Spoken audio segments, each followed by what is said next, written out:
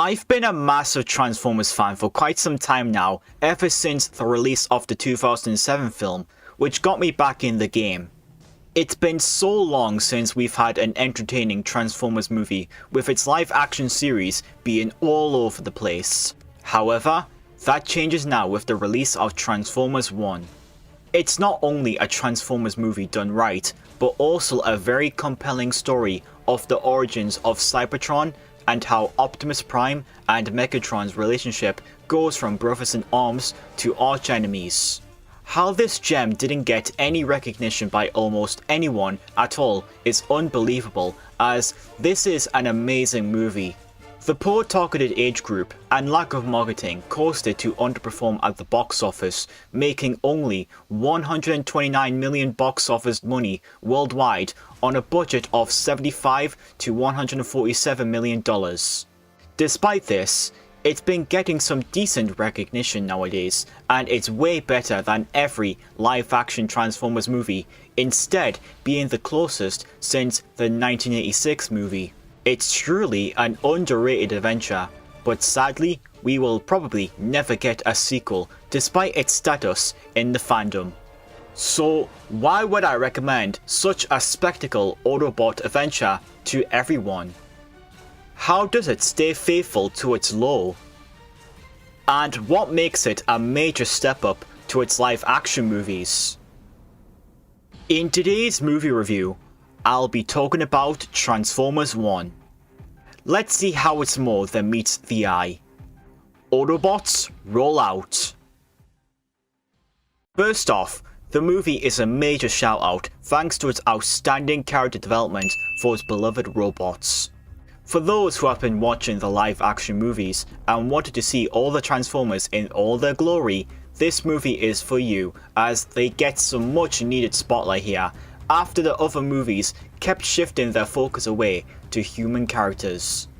The Transformers are their own characters and aren't there simply for this movie's animation to shine. They each serve their purpose in this movie. The lead roles that Orion Pax and D16 have in this movie are stunning. Their relationship change is very sudden but also very dramatic.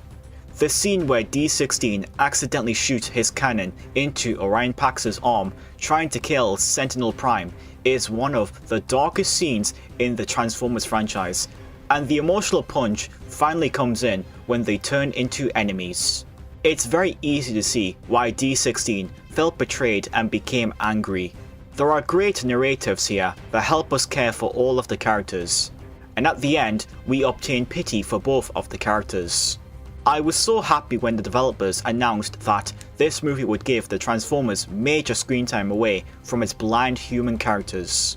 Not to mention B127, who steals the show in the scenes he's featured in. The animation in this movie is very clean and pretty realistic, and its stunning visual effects bring Cybertron to life. The Transformers designs have a Gen 1 feel to them compared to their originals. It has a very great 80s like nostalgic feel, as if it's like a remastered form with its Generation 1 like style, since the developers used that line as a reference to help produce this movie. What brings the gorgeous animation is its large world building, bringing both Cybertron and Lacon style to new levels in the series. The visual effects are so great, with beautiful shots for both settings. Outside that, it has that epic grand scale feeling which makes Cybertron look huge, and the roads in Lacon City are well executed, especially the roads and the robots traveling on them. This is definite proof that this is not just a kids movie. It takes itself seriously here, unlike its cheesy live action movies, and instead pleases all-time fans who loved watching the original TV series and movie. This movie really did tell us that there's more than meets the eye here, because the film is more than an origin story. It's a potent one that uses its spectacle visuals and comes with lifelike energy. Very stunning for Paramount animation standards. Also, the amount of storytelling that this movie offers is very prominent, being more than just an origin story for the Transformers and where they came from. That really does bring us several good questions. How did Optimus Prime and Megatron turn into the enemies they are today? What is the lore behind the world that they came from? Neither the films nor TV shows explain this to any extent, but finally we get what we needed to learn all along. It takes place in the past of Cybertron, where it's all a dried up place. Back then, the Primes, the leader of the Transformers, fought and lost against an alien threat. The Prime's leader, Sentinel Prime, protects the Lacon following the loss of the Matrix of Leadership. In the process, it gives us a story of Orion Pax and D-16, who eventually turn into Optimus Prime and Megatron respectively. With this amount of charisma to be formed, it makes the film so much fun, as even I thought this movie was just okay when I started watching it, but eventually grew into this behemoth that deserves its amount of critical praise. It's a story for newcomers and longtime fans, no matter which series or part of the fandom you come from.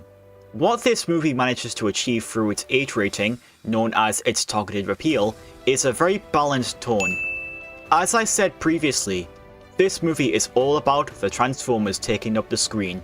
It's a challenge to give these characters plenty of depth to carry the movie.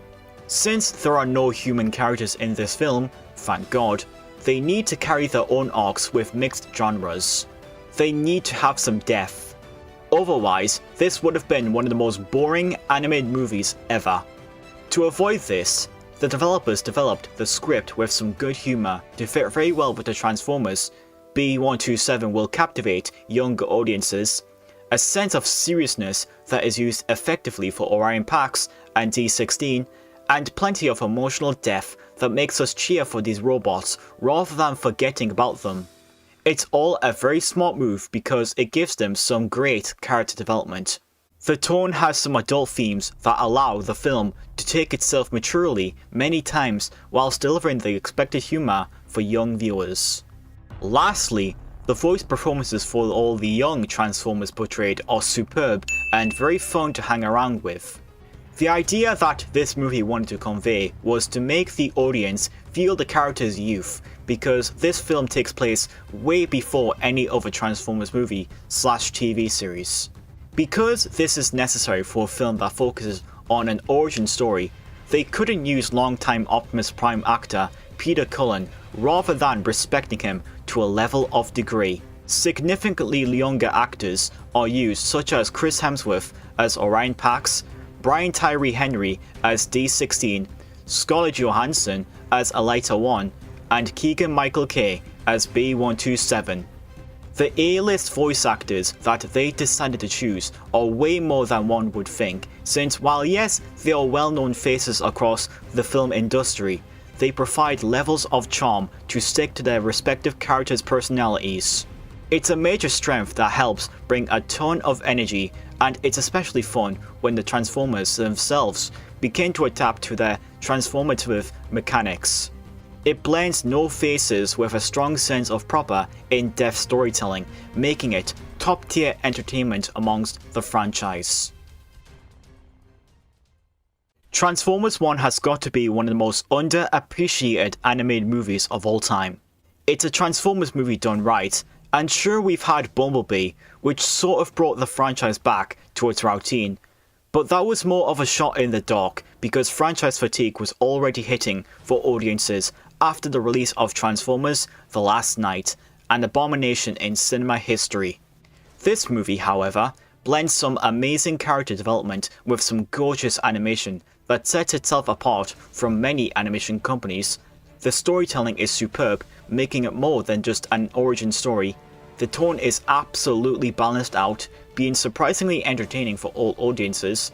The voice performances are just so charming to hear, seeing how much fun they bring to their roles. Furthermore, the music by Brian Tyler, who originally composed Transformers Prime, is amazing as well, with some really enjoyable songs. Arguably also one of the most underrated film composers of all time. And its action is very fast-paced and effective, especially the fight sequences in general. Originally, this movie was meant to be a 3-movie series if it was successful, but following its poor box office performance, it will sadly not happen. I really hope that this movie finds success on digital retailers because it deserves more praise than it gets. Hopefully, Paramount gives us a better marketing team next time and takes its time to make future live-action Transformers movies excellent. Transformers 1 is an unexpected gem that will give you some strong entertainment for these beloved robots in disguise. Bringing life back for newcomers and long-time viewers, along with its breathtaking animation and staggering voice talents, Transformers 1 is truly more than meets the eye. My final score for this underappreciated gem is a 10 out of 10 and a grade S. This is Transformers at its absolute peak, and some may agree that it came a little too late, which is something I can relate to. Man, we haven't felt this much satisfaction with a Transformers movie in ages. A few of the films were decent, but didn't have enough charm to make them a fun time. This one single-handedly saved the franchise, and I'm hoping for more like this in the future. But with that being said, leave a like on this video if you guys did enjoy my review on Transformers 1, and also remember to subscribe if you are new, and hit that bell icon to see more content on my channel. Thank you guys so much for watching, and I'll catch you all later. Take care of yourselves.